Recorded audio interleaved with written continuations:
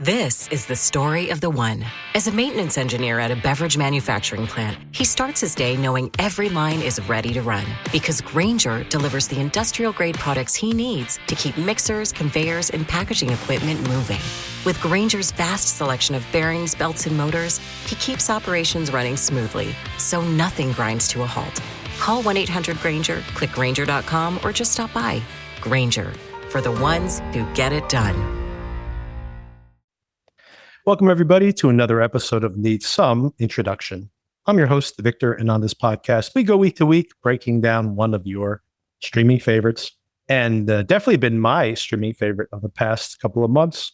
Today's episode, we're going to be discussing the most recent episode, the penultimate episode of Widow's Bay on Apple TV, an episode called Emergency Shelter. That storm, of course, is bearing down, and everyone needs to seek emergency shelter. Joining me for the conversation, as he has for the last couple of weeks, is Darren. Darren, how you doing? Yeah, doing pretty well, Victor. Loving Widow's Bay so far. Cannot believe that we're up to the last episode, and there has been no talk of a season 2, as far as I can see.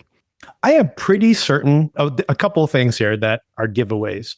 I'm pretty certain that this was always intended to be multi-season because I think I mentioned this, but kind of part of the traffic jam of getting everything out by the end of May is if you have a limited series, like Half Man just wrapped up just a couple of days before the end of May, they need to get a mini series, all the episodes of a mini series, such bizarre rules. But anyway, all the episodes of a series need to be out by the end of May. That's the cutoff. However, if you're a series, which means it will return for multiple seasons, you only need to have 6 episodes out by that same cutoff period. So Widow's Bay actually did 6 and even did another one. And partially it's that flashback episode. And I was speculating, well, why are they trying to get another episode in there? I actually was just looking at the runtime of all the episodes. And considering how short that episode was, I think that's primarily why they had a 2-episode drop that week. Some people speculated it was because maybe they thought people would like one more than the other, which is also possible. But it was so short, maybe they just figured, like, you know what? We got some heat here. Let's not drop, let's do a short episode. Let's double up that week. But the fact that they didn't have any intention of wrapping up the season before the end of May made me feel like they weren't going to claim this was a one-season show. It was going to be a returning series. And of course, very importantly, I was just today rewatching parts of this episode for this conversation. And I looked at the description that now has popped up for next week's episode, and it says finale season 1. It does not say series finale, which they normally do at the end of a miniseries. So I guess the intention is for 2 seasons. And then, of course, the question becomes, is it popular enough? And first of all, Apple has kept on some shows that are very expensive that nobody watches. So it seems like they probably would bring it back anyway. And second of all, even though this show is not like popping up on the top 10 streaming chart, it always is when you look at just the internet activity. It has huge numbers. The Pluribus is their biggest show ever. And this is probably now from week to week climbing to be like in the 70 or 80% of where Pluribus was at this point. And I have to assume that the finale will be even bigger. And then after this show wraps up, I think the word of mouth and possible Emmy nominations, which are going to be announced in July, will just keep driving people to this show So all that is to say, I think the only reason they haven't officially announced a season 2 is just that maybe we can speculate on the fact that, it can't possibly come back for a season 2. Everyone's going to die on the island. So I think they want to play with our expectations of what the stakes would be at a season finale. I guarantee you, like the day after the episode drops, they're going to announce season 2 renewal. Okay, good. That's music to my ears because I really want another season of this show. But I hope for the season finale next week that it's wrapped up tightly enough to satisfy my expectations. I think another reason is because it's on Apple TV. I mean, I don't actually know anyone who has this Apple TV app. And when I mention Widow's Bay to people, they don't know what I'm talking about. So I need to do a better job at educating my friends, I think. I'm surprised. That's actually a really good question because here in the US, there's 2 things that are happening. One is that they just announced recently this data leak came out that showed like how many people are streaming different apps. And of course, Facebook, I should say, of course, Netflix is always way, way, way ahead.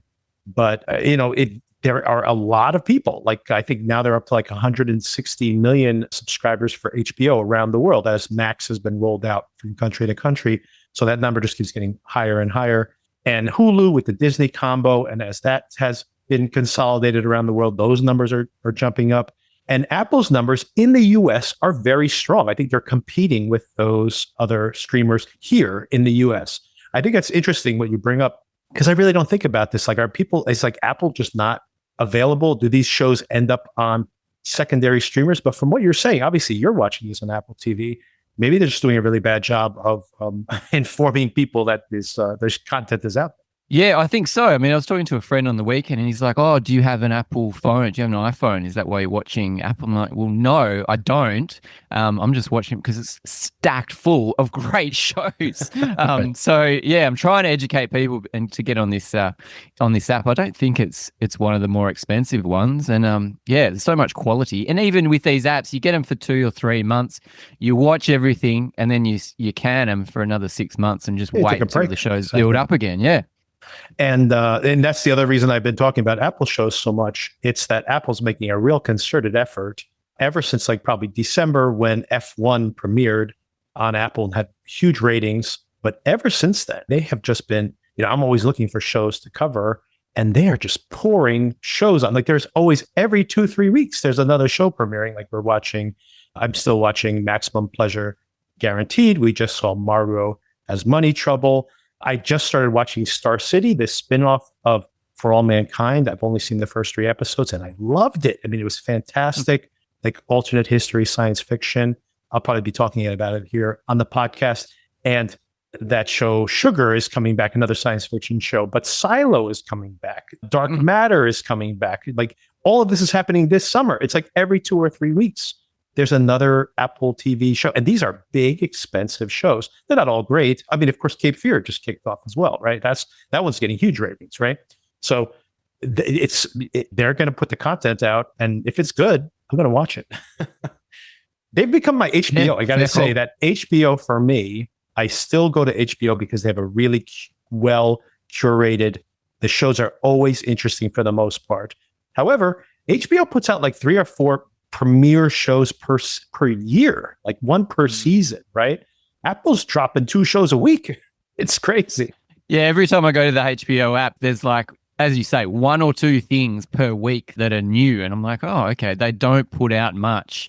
But yeah, Netflix and Apple, there's all these shows that I haven't even heard of that are getting right. seasons and seasons and seasons. I'm like, who is watching this stuff? Nobody actually is what's happening. But this one, all that is to say that this one I think is really catching traction here. And I think it's going to be one of those shows that once it becomes available as a binge will become even more culturally sticky.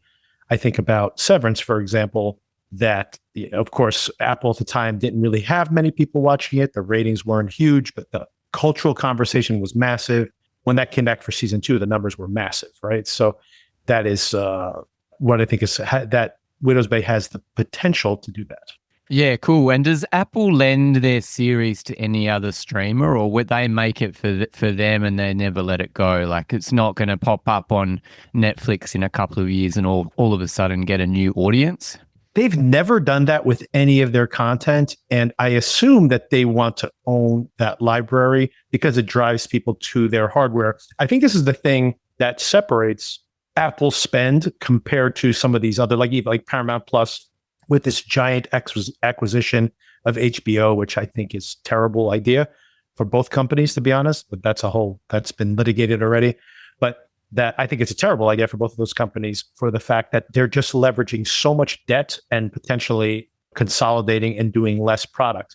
The reason that Apple can just kind of put stuff out there and they don't really care how popular it is, although it has actually become a revenue growth for them, this actual content, is because it's just another way, like the way you have your iMessages or whatever. It's just another way, or the accessories you purchase along with your devices, another way to buy more devices.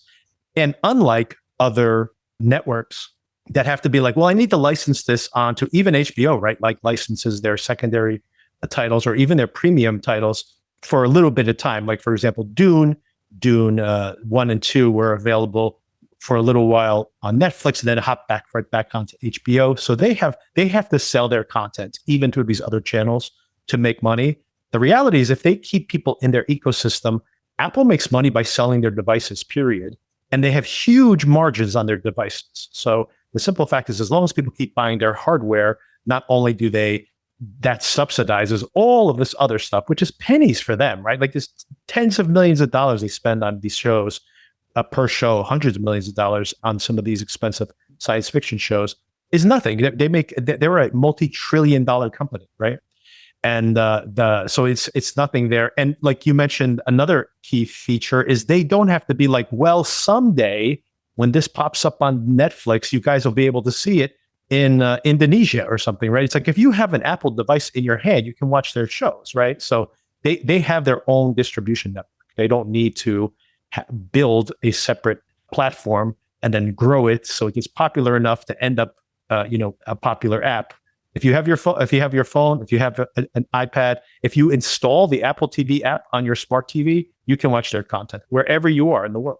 So I doubt they would sell it unless they have something. I mean, maybe F1, something like that becomes popular and then they go and, it does the rounds on other platforms. But I think their TV series, they would definitely have them locked in for, that's probably how they can make any, the only rational explanation for the money they're spending is because they plan to lock you into your hardware, which is where they really make their money. Yeah, that makes sense. I've got an Android phone and it's very difficult. I don't think the Apple TV app is available for it. It may make it very difficult to actually view the stuff on a rival kind of system. In your, for your friends, by the way, I'd recommend this. I got 6 months of Apple TV free last year, and I never thought about doing this. I had a standalone Apple TV device for our other TV. We got a new TV and we just installed all the apps on it. And I was thinking about getting like a high definition Apple TV, but instead I just installed the Apple TV app on my LG TV. And when I installed it, it was like with your purchase of a new device, even though it's an LG device, not an Apple device, you get 6 months of Apple TV for free. So I was like, oh, wow, there you go. I didn't even buy an Apple device and I got 6 months for free. So that's all that is to say that anybody out there, if you have a TV and you haven't installed the Apple app on it, install it on any smart TV, and most of them will give you the free trial period for the purchase, quote unquote, of a new device. That's very clever. Yeah, 6 months free is great. God, Netflix gives you 2 weeks, I think, when you sign up with a new email, if that. Every time I buy an AMC ticket, by the way, I get a free month of Apple, but of course I can't use it because I already pay for Apple, and I've used that coupon before. But that's the other thing too. Like just check that. You always you hit ignore on all the. If you buy a ticket or you make a purchase and they're like some pop-up window comes up like, hey, redeem this now, and you're like ignore. Almost always there's like an Apple or Paramount Plus or something. So keep your eyes peeled. The streamers are always throwing a free month here and there. So. Okay, before we get into the discussion of the show, a couple of things you might have watched that you wanted to discuss. First of all, I'm very curious to this phenomenal success. These, we've already gone into this before, but these 2 massively popular YouTube germinated movies that have been burning up the box office around the world the past few weeks, month or so. And of course, you'd seen Obsession, and we've talked about that before. But you also saw Backrooms. So I'm very curious to know, because I've heard such divisive things about it. For me, the film actually worked. And then I've heard people have a very negative reaction to this film. So I'm just curious to see where you landed on that. Yeah, so we're continuing our theme of you watching the movie as soon as it comes out and chatting about it, and then I'm watching it a week later. I took my wife and the youngest daughter to go and see Backrooms on the weekend. I thought it was great. It's an M-rated horror film, so I wanted to take her. She's 10 years old, and she really enjoyed seeing horror in a cinema. She wasn't scared at all. Well, she was scared, actually, very scared in parts, which was great to see. It was a very enjoyable viewing, but I'm going to say the movie didn't hit for me, especially the second half, and especially the way that they were trying to explain the the whole Backrooms, and I was very interested in the final shot. You brought up the final shot last week, that it was very interesting, and it is interesting, but it didn't hit completely for me. I like my movies a little bit more wrapped up. My mysteries I enjoy solved, and I didn't think that this mystery was very solved at all. But I will say the first half of the film, I was wrapped. I thought the whole concept of falling out of your routine, of all your loops in your life, and falling into this liminal space was really interesting to me. And I thought the film absolutely flew when the lead guy is exploring these urine-stained back rooms. Stunning set design and cinematography. I thought it was fascinating. And I could have watched a whole film of him discovering different rooms, doors, door handles, bits of objects that have come in from his subconscious or the real world. I thought that kind of stuff was really stunning. And then it felt like it took a huge leap forward in time. Yes. And I was missing that, the more of discovering, and the way that he discovers the back rooms, he explores them, and then it's almost months later and he's devised all these concepts about it, and he's brought other people through, and I missed the more discovery stages of the film. But yeah, great to see in a cinema, great to see with the family, great to see horror that's accessible, that's not so gory or what am I trying to say? It's accessible to people, and it gives you the feels of going and watching something thrilling in a cinema, and perhaps a bit nightmarish as well. But yeah, I enjoyed the viewing, but ultimately it's not a 5-star movie for me. Yeah, I think it's significantly flawed, and I think you hit the nail on the head there. The whole entering into this world and like being lost in your own world and looking for this escape, and Chiwetel Ejiofor doing this great performance of being slowly seduced into this alternate reality, and all of that is fantastic and so perfectly designed, and really the amazing amount of confidence, which is 19-year-old director at the time when he's making this movie. So incredible poise, and he's got a huge amount of talent, and being able to realize this. Of course, he's made versions of this many, many times before because of all his shorts. So I guess he should be pretty adept at it. But he really does seem, from hearing him, to have a really potentially very long career ahead of him. The weakest parts are definitely the script, like the feel of being in the place is really so compelling. When they try to make it more structured as a film, doesn't work as well. I think that Renata Rensve is very good in her role as his psychotherapist, but when all of a sudden like you mentioned, it's just suddenly we jump weeks or so later, and we are now in her POV, and she is trying to find out what happened to her patient. And that is probably the most interesting unanswered questions is what happened there in the interim, like his continuing exploration. And now he's lost himself more and more into that world. But we just catch up with him at the tail end of that. And yeah, I agree. It's like the most interesting stuff is maybe not in the film, which is a strange choice. And I liked, I would have to spoil the movie here to tell you why I like the ending so much, but maybe we'll talk about it off mic.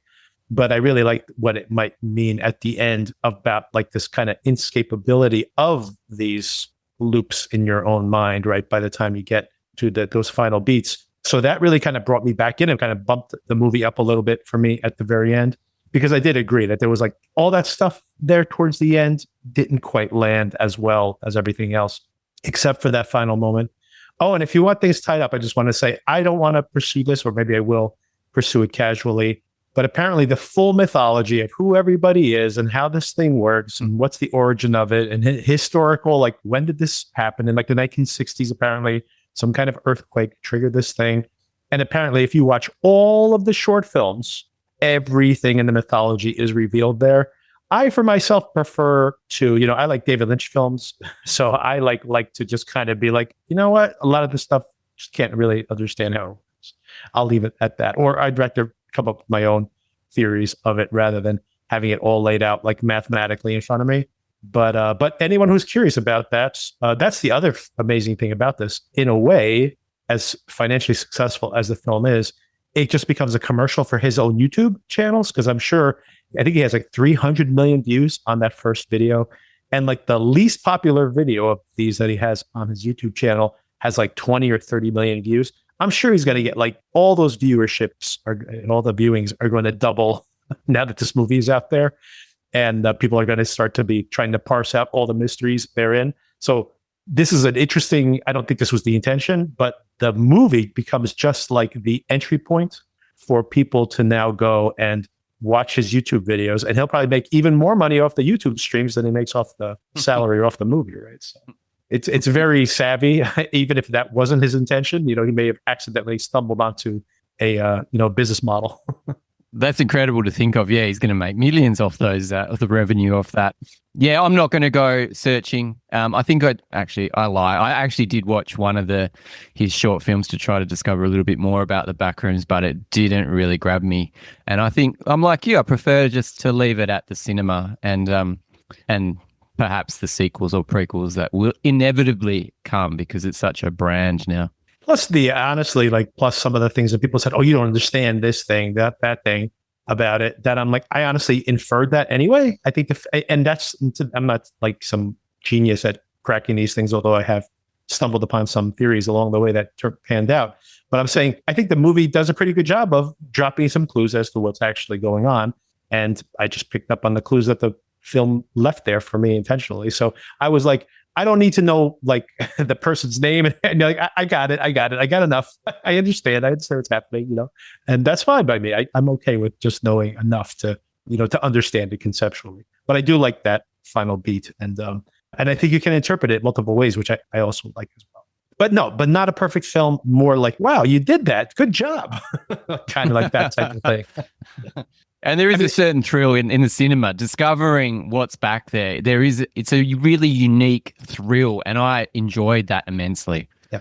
Yeah. I mean, I think that's what I was hinting at when I first reviewed it and I recommended it to you, was that I know people watch this on their screens.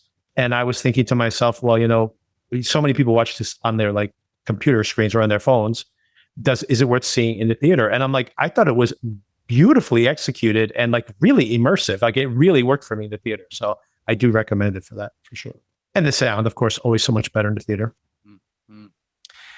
Okay, let's get into Widow's Bay. This is Emergency Shelter is the episode. Before we start the breakdown, I think this is such a short episode, by the way, longer than the flashback episode, but relatively few things happen here. One very long sequence, of course, towards the end of the episode, which is like a third of the entire runtime, maybe more than a third of the entire runtime of the episode. So I'm probably going to get into the nitty gritty of the plot a little bit more because this is a lot of setting up for next week. Of course, we want to get those details right. But before we get into all that, how did you feel about this episode in general? Were you a little disappointed? I'll set the table here a little bit that I rewatched this, and now that I knew what it was going to be, I just really laughed at Rosemary, and the episode felt like I preferred the second time I watched it, because the first time I watched it, I was like Rosemary's audience. I'm like, get to it already. Like, we have a lot of ground to cover. And they're like, oh, we don't have a lot of ground to cover? Okay, well, maybe I need to reappraise this episode. But for me, viewing one, I was a little bit like, really? This is what we get as a penultimate episode. Viewing two, now that my expectations were set, I really enjoyed it. So what was your experience? Yeah, interesting.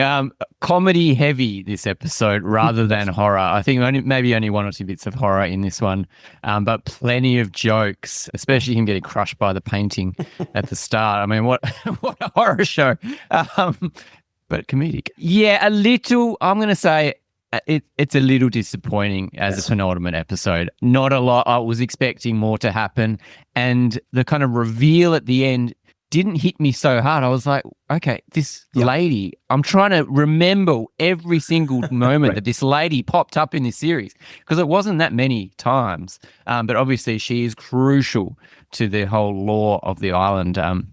But yeah, I mean, really looking forward to next week. The table is set, and it's going to be interesting to see where it all falls.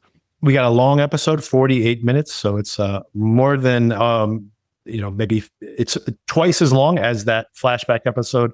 And, an extra 15, 20 minutes versus the average episode here on the show. So, obviously a lot of stuff is going to be there. But I would say, as a criticism, that this episode could have been shorter or could have been parts.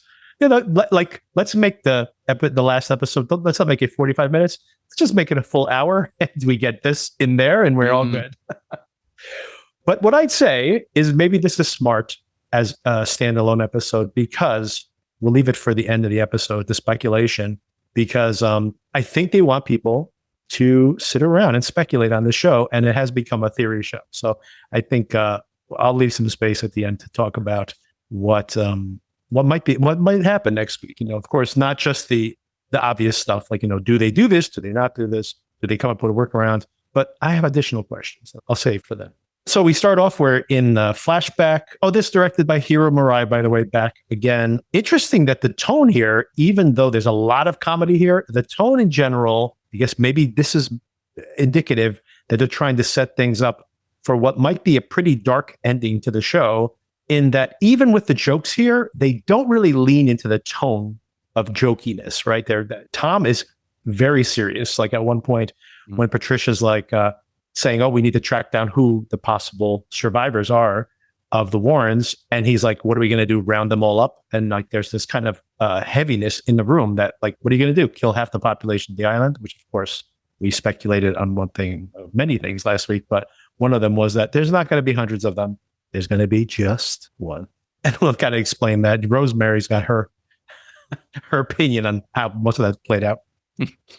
But before we get to that, by the way, we start off, it's in the flashback. We get to see Betty Gilpin again. The kids are like starting to cough out black stuff. So they're obviously going to die in that boat, not unaware that they can't leave the island. Of course, the curse, even 300 and some odd years ago, was already in effect.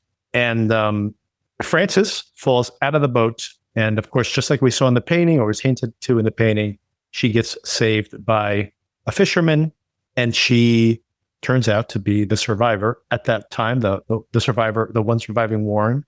So Frances Fisher is the woman in the painting. And like, all right, so we see that flashback, and then a couple of comedic beats we got to touch on here. First of all, I love this old guy who walks in there and saying, it's not a regular storm. And he starts going on and on. I remember seeing those clouds in the past. And Tom just kind of looks at Patricia. They have a communicating, like they got that chemistry now where she can read his mind at this point. And she just walks over and very slowly and politely closes the door in his face, which I thought was very funny. So good. You can just imagine the amount of stories I've heard over the years from this guy. And it's just like, okay, we've got a way to deal with him now. He's not going to get offended. We just shut him out. She's pushing him. This is with like kind of the more serious tone. She keeps pushing him. You gotta raise the siren. He is still obsessed with making this, the island thing again. Like, he's the one who's lured these people there. He still wants to think it's going to pay out in some normal way, despite the fact that he's fully aware of what's actually going on now. Another comedic beat here. He's trying to rip up that brochure that he published. He can't fully, get his rage out because he's not able to rip the brochure. And instead he goes for the painting on the wall, which has been there multiple times. They've been kind of drawn our attention to the painting. Reddit, of course, was all over this, saying that she's got the brooch on her neck. In the flashback episode, we see that the mom hands the brooch to that girl. So they kind of had spotted this already. The Redditors are already on top of this. And of course, the painting falls right on top of Tom. And of course, it rips very conveniently, rips right there. So the fingers are perfectly exposed. I love that Patricia comes over to help him at first. And she's just like, oh, a missing finger. Just runs out of the room. Like, thanks a lot, Patricia. She's got more important things on her mind. Rosemary, of course, very useful as well. This is Rosemary is like obviously the MVP of this episode. So what was the significance of the missing finger? Is that just to link up the child with the older person in the picture? Oh, I think it's purely so that we would. They mentioned this back in the flashback episode that she had lost her finger because her brother had run it over. Right. And people, already started speculating like, oh, the brooch, the girl in the painting has a brooch and I think her finger's missing. Well, indeed, her finger's missing. And this is purely like whodunit logic here, where they needed to have that so that Patricia could connect the dots. That's who that woman was. It's just, I don't think there's any additional weight to that other than the connecting those dots. I like Rosemary being like, all of this is very funny, by the way. Rosemary's like, tells, what's the big guy's name? I forget his name. Whoever that guy, Kenny. So he tells Kenny that to leave. I'm like, no, Kenny's the guy who can pick up the painting. She's like, no, I'll take care of it. Don't try to talk, Tom. You might have a collapsed lung. And she's pressing the painting onto him. And then she tries to pick it up. And she's like, oh, my sciatica. And I love Dale's reaction. Dale's just like, Rosemary. Everyone's concerned about Rose. Everyone's concerned about everybody except for Tom, who's pinned under this painting. With his neck at this right angle, it did not look comfortable at all. But luckily, Kenny just picks up the painting, puts it aside, and the Patricia's returned with the diary. She's been reading this diary very closely to remember the detail about the missing fingers. But I like how after she announces it to him, she just throws the diary at him, like as if while he's still, by the way, in the exact same position, still laying on the floor, cramped up against the wall. But he does eventually call the alarm. This is that moment where he really weighs on it. Patricia's saying, like, she's excited. She's found this clue.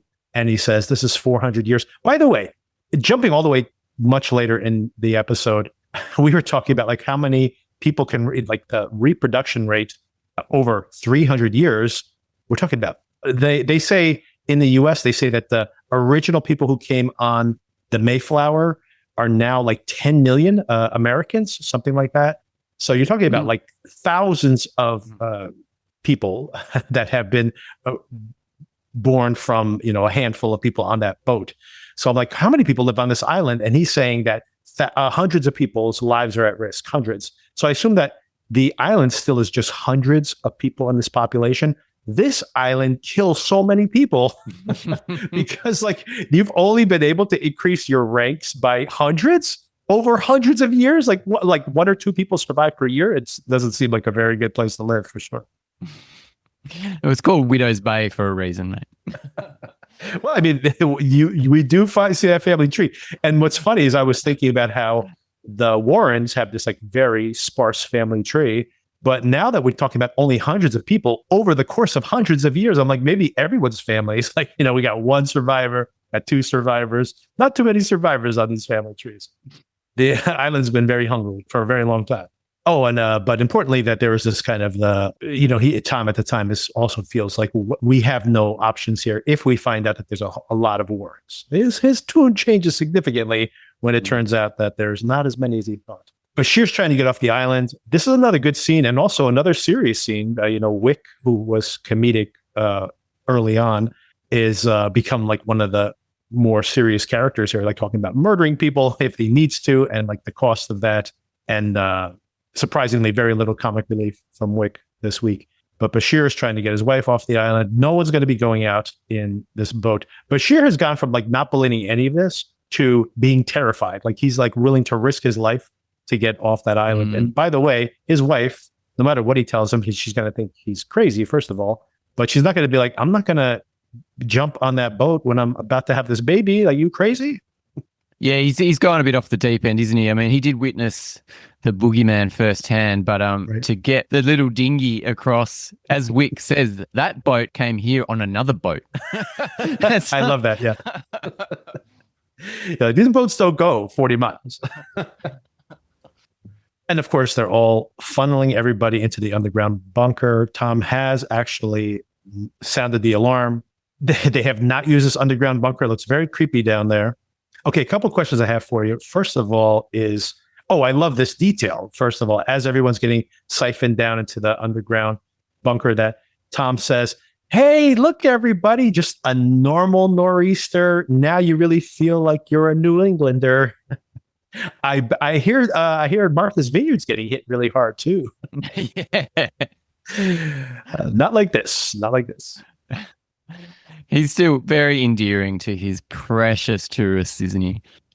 I mean, you know what? I actually, in that moment, only when I rewatched it, when I actually had a lot of empathy for him because think about his situation. He knows, even though he was a skeptic at the beginning, we know now that he believed everything of these stories. And his son is trapped on that island, right? So if he can't get his son off the island, then at least he can bring the world to the island. And I think that's kind of makes me appreciate what he's trying to do a little bit more. Yeah, that's interesting. Even though, I mean, he's very stone-faced this episode because he realizes all the people that he has lured to the island could lose their lives. Of course. Yeah. So the amount of responsibility that he's taking on is enormous. Yeah, I mean, you look at even Patricia says it to him where he's like saying, I don't want to sound the alarm because I don't want to terrify these people. What are they going to say when they go back home? And she's like, at least they'll survive, but she doesn't even say it in a funny way. She's like, we got to be serious about this. Patricia's become like very much like the grounding force here, which is very funny considering where we started with the show with her. And just the sound of that alarm to herald everybody into the bunker is very haunting. A couple of questions I have for you. One, is Evan going to stay in the bunker? Well, obviously not, because he's been told that he said he would, and he's been told to stay. So he's going to find some reason to escape, unfortunately, for Evan. But it seems like, he seems like to be in a better situation with his dad. And I mean, no matter how rebellious he is, he's got to hopefully understand the implications of the storm bearing down on them, I would hope. And we're supposed to believe, sorry to interrupt, that we're supposed to believe the whole island, or at least, the majority, 90% of the island are in this bunker. Is that right? So hundreds of people? Well, this is my theory. I think that there are these underground, maybe multiple downtown locations have these underground tunnel system, or, they're connected in some way. But I think, I think the island has a tunnel system underneath it. So is it possible that going down in those tunnels is going to eventually those people are going to find their way into other parts of that tunnel system? Of course. I forgot about the tunnels. That was way back in episode 1, I think. Second question I have for you. So this is a Storm of the Century type situation. By the way, Stephen King miniseries, Storm of the Century, definitely. I brought it up when we were trying to do analogs for the show.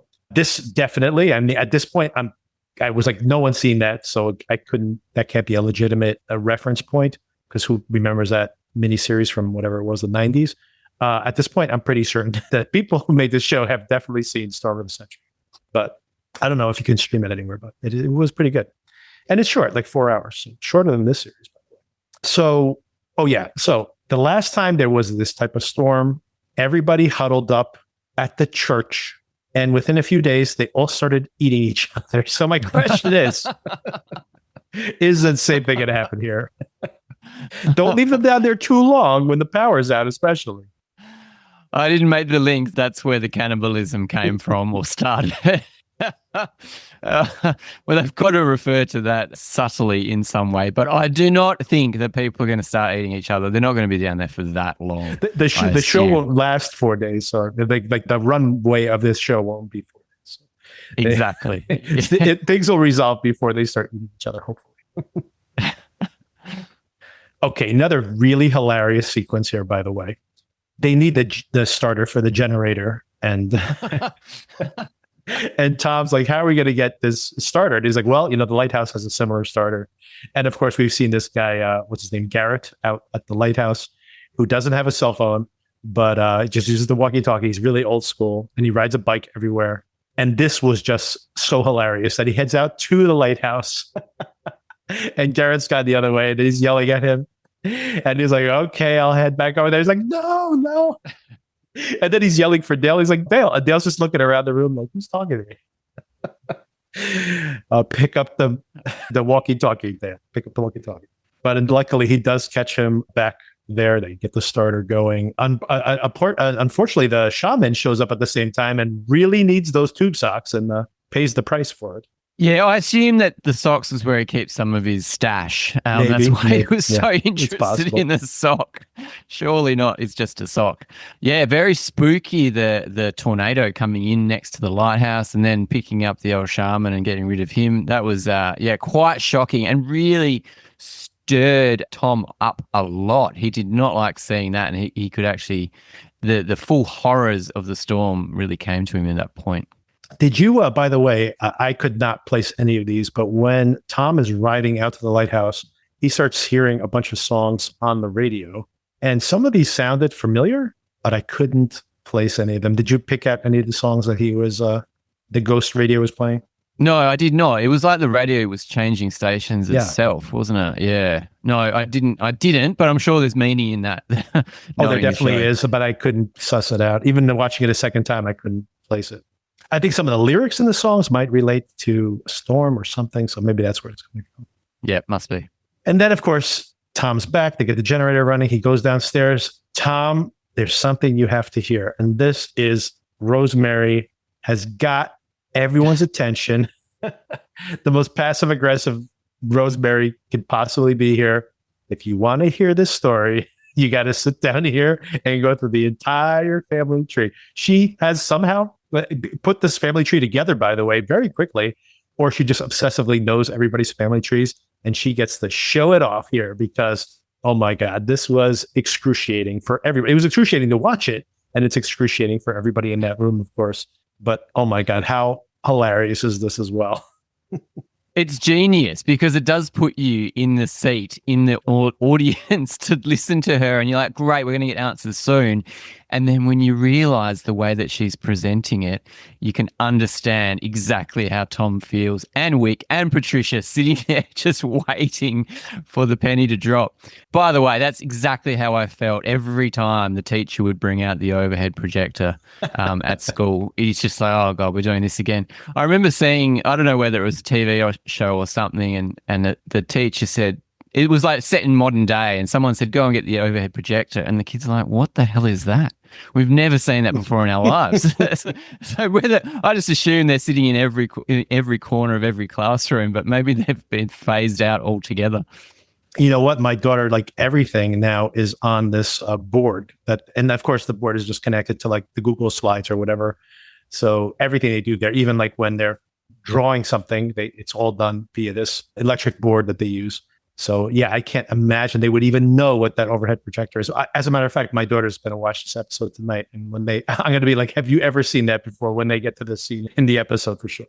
That's classic. Yeah, my wife, as you know, is a music teacher, and every time she works in a new school, she petitions them or the P&C to buy a smart board for her so she can write the notes on the board, and the kids can go up and write the notes, and it all sings to you and plays music. It's amazing. Yeah, it's all smart board here. They just made that change even before the pandemic, but it's relatively recent. But it is, it's how they do everything now. So I recommend it. Better than the whiteboard. I mean, better than the light, whatever they call this thing, projector. The overhead projector. Yeah, I remember doing, doing presentations on that thing. Yeah, not my best memories. You know this, by the way. You know when Rosemary's doing this presentation, that it's going to be excruciating because she starts with the Warren family all dying on the boat. It's just like, oh my God, you're starting all the way back there. We're past that. No, we got to go to the very beginning. Oh God. But so many funny moments here. The best one, of course, is she goes, this one died. This guy, was in the built a submarine. That didn't go well. Lesbian.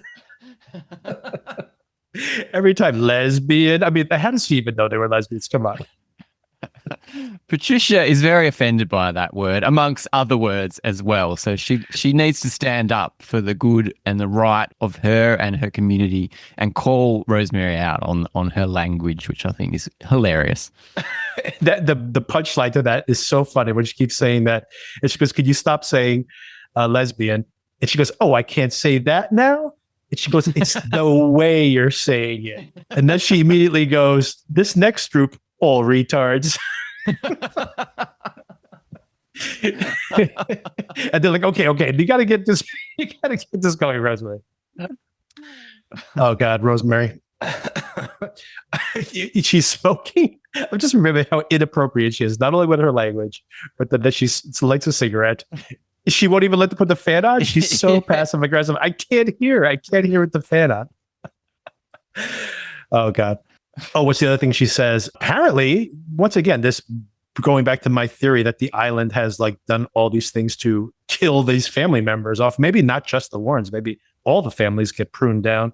That the family that swims together drowns together. That's where that saying came from. I don't think that's a saying. That almost ends Rosemary's presentation. She's so offended that Tom doesn't back down off of that. And this family that drowned together, and they're the inspiration for the inaugural swim. The swim. The history of this island is all like families dying off in large numbers, apparently. Oh, and what else does she say? There's a couple of other really great ones. Oh, she says that there's a great story. She says at some point of like how a whole family died, and she goes, I could tell you if we're not in a rush. And they're all like dead silent. And she's like, I guess we're in a rush. And then the best one is then towards the end where she goes that he had a whole bunch of kids, and then they all died. Quite a murder mystery. And then she like looks around the room. No one's interested in hearing a murder mystery. So she's like, the husband did it. And of course, this all leads up to, you see everybody sit up, by the way, speaking of like having one of these presentations in your school time previously, that she goes, we're in the 1900s. And you see everybody kind of sit up in their chairs like, oh my God, we're in the 1900s. Now we made it. 200 years later, we're catching up. And of course, this leads to Ruth Livingston, who was Miss Widow's Bay, 1959. And and then that's the moment right there. Like, it's only one. First of all, you see that all of a sudden, and it is really interesting to think about this devil's bargain they have to make literally, that he's suddenly thinking, oh, I don't have to like kill everybody on the island. I have to kill one person, and she's old. And Patricia gets so offended by this. She doesn't have kids. Of course, Patricia doesn't have kids either. And that it's like you're judging this older woman for like any woman probably feels like, just saying she's disposable. She's old and she doesn't have kids. We can be done with her. But I think I think this is going to be the moral conundrum of next week, because you see Wick. I'm, by the way, and I'm going to ask you this question in a moment, but I'm like, hey, am I the one who has to sacrifice myself? I don't want to, but I would be willing to do that. Like Wick's like, I would put I'd shoot myself if that was the case. And by the way, will Ruth be given that option to take her own life, possibly, right? So that could be a very tragic way to wrap things up. But this was a really interesting moment. And of course, it's the crux of what has to happen next week. And Tom does not want Wick doing it. Tom wants to do it himself. And I think that's because he wants a more compassionate version of this, where maybe he gives Ruth the chance to opt out on her own. Yeah, so interesting. I did love how Patricia wouldn't even contemplate killing Ruth at all. That wouldn't even enter her brain, whereas Wick goes through all the options and settles on a gun to the back of the head. She won't even see it coming. Quite brutal, but if this is the way to end the curse on the island, then he's hit the nail on the head. So very disappointing in what's going to have to happen. But I was thinking at that crucial scene, I was thinking about what you said last week, that you thought it would have been Patricia and Reddit thought it would be Tom's son. Yeah. So I don't know whether that's still going to come into play. But yeah, it was a surprise that Ruth is the ultimate Warren at the end. Yeah. And I'm going to have a theory. I have to have a theory, but I'll have a theory on that as well. But before then, I just think about the fact that, again, we can litigate this, but Patricia's saying, are we actually talking about this? What does that say about us as people? And do you want to raise your son here on this island? Mm-hmm. And of course, he's thinking about getting his son off the island. And that's what Wick says as well. It's just like, he doesn't have to live here. If that's the case, you guys can actually leave. And I have to assume that Tom is thinking that this is like an escape for him. But more importantly, I think that it's Patricia has this idealistic view of what should be done, of course, morally, but people have already died just in the past couple of days. Just that slasher killed that EMT. And by the way, like, I don't know if that's all slasher related, but I forgot to bring this up in last week's episode. But when she shows up at the hospital, there's a lot of injured people at the hospital. Like a lot of stuff is happening. By the way, on the radio, Tom is hearing that it's all falling apart. Like, I don't know if it's the lighthouse, something is collapsing on the island. Something's happening. And the point is like this storm, just sucked up the shaman. People are going to die. And if one person has to die, and that's the question, if one person has to die to save many others, then that's what has to happen. And here is the theory about maybe things are going to cut closer to home to Tom, is that why would they pick the sacrificial lamb on the show to be this older woman? I think it's because they're like, she never had kids. Maybe she didn't have any legitimate kids, but was there like a summer where nobody saw her? Did a kid end up in an orphanage? Maybe she did have kids. Maybe in 1959, when she was winning that beauty pageant, maybe she had a boyfriend at the time. Maybe she had a kid, and maybe that kid is someone on the show that we've already met. Yes. I mean, she's Miss Widow's Bay, so she's a very attractive lady. She wouldn't have, she'd have plenty of suitors. And also, one thing which is interesting, she has a relationship with Tom's son. Yep. Right. So she babysits here, or she used to babysit him, but she still does. Like, he still goes over to stay at her place. So that is a bit iffy for me too. Yeah. I mean, if she, the illegitimate mother of Evan's mom, and is she actually Evan's grandmother? And now does Tom make the same decision when it's not such an easy decision anymore? She's family, effectively. But of course, she wouldn't be the last Warren. So it's not only about killing her because she's family, but that still leaves Evan. It's got to be something like that, right? It can't wrap up as neatly as possible. To kill an old lady is just terrible. Maybe she dies and then they realize that she has had this illegitimate child, as you say. But yeah, there's definitely something deeper there for sure. Yeah, could you imagine they're about to go through with this. He talks to her. She agrees with him. They have an emotional reconciliation, and he explains to her why, and she opts out, but she'll say like, but I'm not the last one because I had blah, blah, blah. And then the question then becomes, who is that? It could be Patricia, could be Patricia, could be, we don't know if Patricia knows her mom, actually. I'm trying to think if there's anybody here that would be a very easy candidate. Could be Patricia, but it could also be Evan's mom. And if it's Evan's mom, then Evan is the actual last Warren, and he has to die. Well, he's not going to die. Tom's not going to kill him, and he's not going to let Evan die. So the tornado will just tear up the island, kill everybody, and there won't be a season 2 after all. Well, if he doesn't die, then yeah, the curse will still be around. There will be a season 2. Maybe everyone dies, but it'll be just a smaller cast next season.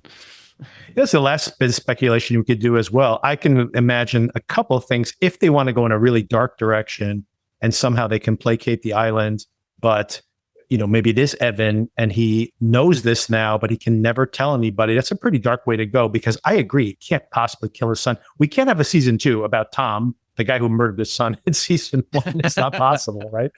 But you could imagine them killing this woman and then covering it up, and now they have to live with this guilt in season 2 because it is not as grotesque as the other option. So that's one solution. The other thing I was thinking is maybe they can actually placate the island, and now he's like, I want to rebuild the island. So season 2 comes around, things are going well. It is the new Martha's Vineyard. People are showing up. And then weird things start happening on the island again, right? And it's like now we have a week-to-week haunted house, and the stakes don't have to be so high that everyone's going to die at the end of the night. It could just be like a week-to-week monster show, which is a lot of fun, and that could just run for years if they want to. It's a heap of fun. Yeah, there's a few different ways they could go with it. Are we convinced that Tom's wife is dead, or are we still think that she may be alive in a home somewhere or roaming the wilderness? I don't know. We know that the hospital is shut down because they mentioned it in an early episode that people just drive by there. So I guess it's shut down, but I have a theory possibly that the mom might still be alive. But if that's the case, then she's staying with somebody she's not. Oh, she's in the basement. No, Yeah, she's staying somewhere. She's still What's around in somewhere. the basement? It could be. That's what's in the basement. That would be really wow. What a reveal that would be if she's been down there the whole time. And he's been keeping it quiet. I mean, I don't know. I don't believe that because I mean he like lets Evan stay out and then he goes out as well. I can't imagine he just has her chained up down there. That'd be another very dark direction. I don't think this show is going to go in. But yeah, I actually speculated on that or thought about it that it's possible that she is actually somewhere still on the island, living somewhere, not at the hospital because the hospital shut down, but maybe she is still around. Maybe it's possible. And then if the curse breaks and she breaks her, then she can have a reconciliation with her son 17 years later. That would be nice. That would be a very sweet ending, but I don't know if the show's going there. Well, it's a testament to the show that it could go anywhere. We really don't know. I really don't know exactly. On the radar as such a surprise, and the mix of comedy and horror, the way that the show is so effective at it, it's ripe for these mysteries, and it could go anywhere, and that's such a fascination with this. Yeah, it's going to be a lot of fun. So, are you going to go see Disclosure Day this weekend? Are you planning on seeing this? Yes, I really want to. The youngest kid is a fan of Emily Blunt. She's a big fan of her for some reason. So that's an in for her. So yeah, we're going to try to find some time in our busy lives to go and see it because from all that I've heard, it's Spielberg back in form with this big budget aliens. I mean, that's where we want Spielberg to be. So I don't know if you've heard any advanced word about it, but yeah, I'm looking forward to seeing it. Are you? Yeah, I'm actually just bought my tickets to go see this in IMAX tomorrow afternoon. So, and by the way, Alan is also going to see this tomorrow. So we are going to have a science fiction show roundup of all these Apple TV shows. But that episode will publish on Monday. But here's the sales pitch. I think we're going to put the conversation immediately after we record tomorrow. We'll put it on the Patreon, everybody. So go to the Patreon where you can hear our conversation. I figure it will be spoiler filled, but we'll start with no spoilers, work our way to spoilers. Darren, of course, don't listen to that until after you've watched the movie, but we'll be publishing that tomorrow, hopefully, if everything runs smoothly. And yeah, I am also very interested in seeing it. The early reviews were ecstatic. They've started to come down a little bit, but I've heard some, which only intrigues me more. I've heard some very negative reactions about the end of the film and other people saying it's utterly genius. I thought like AI, for example, does not have a great ending, but I think that movie is a masterpiece other than the ending. So I can actually have it both ways where I'm like, it is a masterpiece and I don't like the ending. So I know some people are just like, the ending's bad, I don't like the movie. And some people are like, the ending's great. I'm like, the ending is bad, but the rest of the movie is genius. So I will still appreciate it at that point. So yeah, I did not like the ending of AI, and some of the visuals in this Disclosure Day trailer, which I've seen a couple of times, remind me of AI. So yeah, that's my only caveat going into that. But Disclosure Day. I think it's very topical at the moment, and people are bringing up aliens left, right, and center, and the fact that people know about them, or they're trying to. I've heard stories that there's a group that are bringing in religious leaders all over the world to explain to them that aliens exist, and then they're going to filter this information to us. And I don't know whether that's just a sales pitch for the movie, but it's really interesting stuff to me. Yeah, I mean, it's also this. I mean, it feels like it is a moment where everybody wants to believe in conspiracy theories anywhere. So I do hope that the film engages with that as well. But it's going to be interesting. It's going to be interesting. So yeah, and I, in general, I mean, I have liked Spielberg's recent output, even when he's not making genre films. As a matter of fact, I think that of his recent films, the one that I really don't like very much is Ready Player One, which is closest to his old kind of heyday of things. I really didn't like that film, although I like sequences in it, but overall didn't really like it. But I'm very much looking forward to anything Spielberg makes in general. I'll watch it. And most of the time, I'd say very rarely do I not like a Spielberg film. So I will know soon enough. Tomorrow afternoon, I'll know. Cool. Yeah, I enjoyed Meet the Fablemans, but I didn't go see it in the cinema. Ready Player One, I did see in the cinema because I loved the book so much. But yeah, it was changed quite a lot for the film. So yeah, I was a bit disappointed in that too. But Spielberg back in the theatre. Is his mate Kaminsky doing the cinematography, I assume, again? I don't know. That's a good question. Let me see. Oh, while I look this up, quick question for you. Have you watched Spider Noir and do you like it? So I think I've watched one episode. I think I started the second episode and I do like it. I think it's really fun.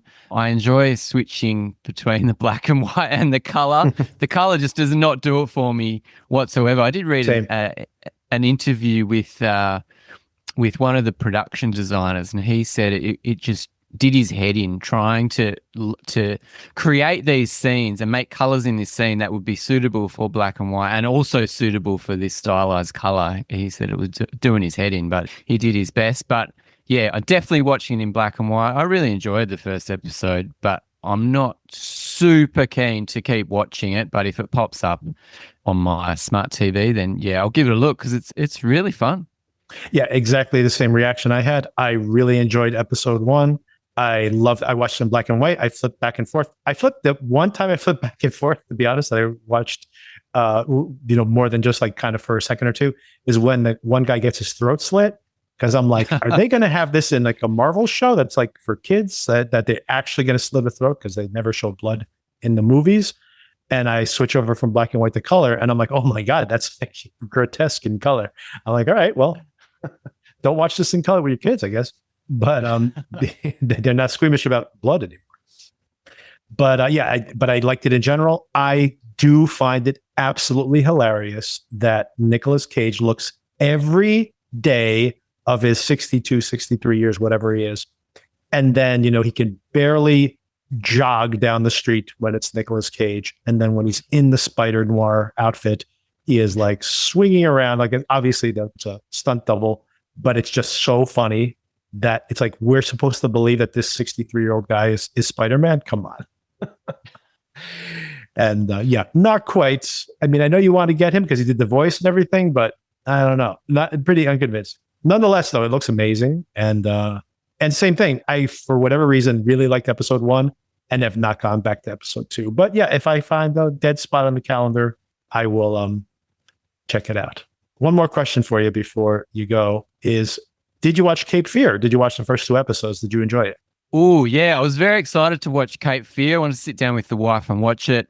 We really enjoyed the first episode. I think the first episode is just fantastic. To see the way that Javier Bardem is creating another potential psychopath character after his history in film of creating some of the best psychopath characters, one in particular he won an Academy Award for. Yeah, it really dug the first episode. But the second I struggled with. I don't know whether it was too long, I was falling asleep. The violence at the start felt really off. Yeah. It did not feel like the type of violence that you want to watch in kind of a mature adult drama. It almost looked a bit schlocky, especially with the kind of weight bar going through the guy's head. I thought it was quite unnecessary and didn't really, don't get me wrong, I love violence in films, but this just the tone didn't work with the kind of adult drama that I expected to see. And it feels like at the end of the second episode, there's all these types of mysteries going all everywhere, and I'm very worried that they're not going to give us satisfaction in any of them, let alone all of them. But I do think that the dad, Patrick Wilson, I think he drugged his son and made him eat his own toe. Wow. Grim stuff. Hot take. Oh, and I'm not sure if we're going to watch the show all the way through. And I completely agree that it's amazing how trashy it is. The thing that seemed like they knew what they were doing was making the show so trashy and over the top, and then grounding it with the killer, which is an intriguing reversal that I've said this in the previous conversation as well. But the one more point I'll bring up is, and I have not seen this, so I don't know if this is true or not, but I've heard people say that they have seen the third episode, the one that's premiering this week. And people are like, I didn't know what the show was trying to do. It's obviously trashy. I'm not sure what it's going for. And then they're like, and then I saw episode 3 and I'm like, I am totally into this show. So I don't know what the reveal is, but something's going to happen this week that is going to be either like, I think either way, it'll be like, oh, now that we know what the show really is, like, it's going to be like awesome, or you're going to be like, wow, this is not the show for me. Because I think it's riding that line, right, of being like so crazy. And, but it's still like, you get like these very prestige talent involved, and you're thinking, well, they are making the show. It can't be crap, right? And, but the show is going so over the top that I'm worried, like you said, but very curious. Yeah, okay. There needs to be a reveal next episode. We need to find out who the masked lady is, who's living in the house, what the whole situation with the kid is, what Patrick Wilson, is he having an affair? We need to find something out this next something episode. has to get answered. At least one plot point has to be resolved. There are about like 20. Yeah, I feel the same way too. It's just like, you have, it's as if they're saying like, oh, you don't think we're gonna have enough story? We're taking a 2-hour movie and making it into 10 hours. Well, I'm like, well, now you have too much story. Like, what's going on here, man? But chill. You could save things for episode 3 and episode 4. Totally. But I am interested in the drug that Patrick Wilson microdoses. It looks like he can just have a little bit of time out on his day when things are going tough, and he can bounce back very easily from that. It looks quite fun.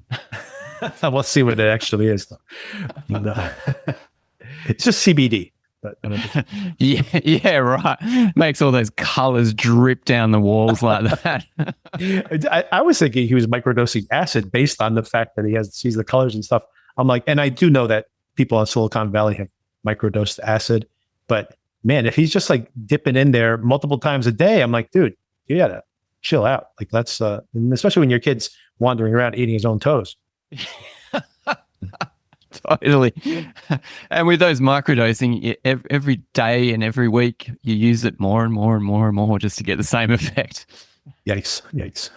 He's hallucinating the whole show. Maybe that's what's happening. Possibly. He's just cool. He's too cool for school in every kind of interaction. So, yeah, I'm wondering what's up with him. I really liked that scene where his son slaps himself and he reacts to it. I thought he was really good in that moment, just like kind of the pain on his face, seeing his son going through that. I thought that was like a really good performance on his part there. So, and that's the interesting thing about the show. It's like there's scenes you can relate to, and you obviously can relate to. I mean, I always like any kind of home invasion stuff always raises my hackles. Like I don't like that genre in general because it gets under my skin. So this show works in that way. And then, but we'll see how there's a lot of stuff going on here. We'll see if it all pays off.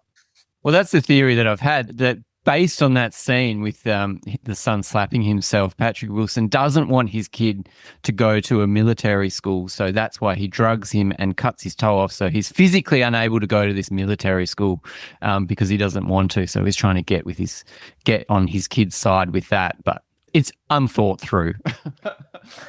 Yeah, that's pretty extreme. It's a bit extreme. Go for the pinky. At least go for the pinky, But his wife, she's going to be tough to argue against. She's got skeletons in her closet too. That's a whole other thing. Oh, totally. And I call him Anton Chigurh, but he's definitely the daughter's father. He's got to be. He has to be. There's so many signs that point towards that, and shots. There's a shot where he's saying his speech where we first meet him, and him and the daughter's face are looking the same way. It's got to be. Well, otherwise, it's a big red herring. Yeah, that's a big shoe that's going to drop for sure. But I think a lot of people speculated on that, so I don't know if that's the thing that everyone's going to freak out about this week. But we will. We'll see. We'll know soon enough. We'll know if that's any good. Hopefully, we'll know if Disclosure Day is any good. And those are all content coming later this week. So, all right, Darren, thank you again. I cannot wait for an extra long and assuming. I have a lot of confidence, unlike Cape Fear. I have a lot of confidence that the showrunners on this show on Widow's Bay is going to give us a pretty satisfying, or at least intriguing, at least like tantalizing finale for our season 1. And this is the type of show that I have to assume they weren't certain they were going to get a season 2. So they're going to have to make a story satisfying in some way through season 1. So very curious to see it. And we only have days before we get to watch it, and we'll be covering it here on the podcast. Awesome. Can't wait. Glad it's a long episode. Hopefully there's more Patricia. And cannot wait. I want my scenes. I don't think it's going to happen. I think you were right last week. I'm not going to get the interstitial scenes for his trip episode. No, yeah, shocking about that. But it's got to tie in somehow. Yeah. There's something we missed in there for sure. Yeah. He did talk to Ruth, by the way. Remember Ruth? He was like bugging out on her face and her mouth was moving, but he couldn't hear her. There's this weird sequence that happened there. So maybe something else is going on. Yeah, I'd like to go back and watch every other scene that Ruth is in. I think there's going to be clues in there. That's true. That's not a bad project for the week. All right, Darren, thank you again for the conversation. And I'll talk to you soon. Cheers, Victor. Thanks so much.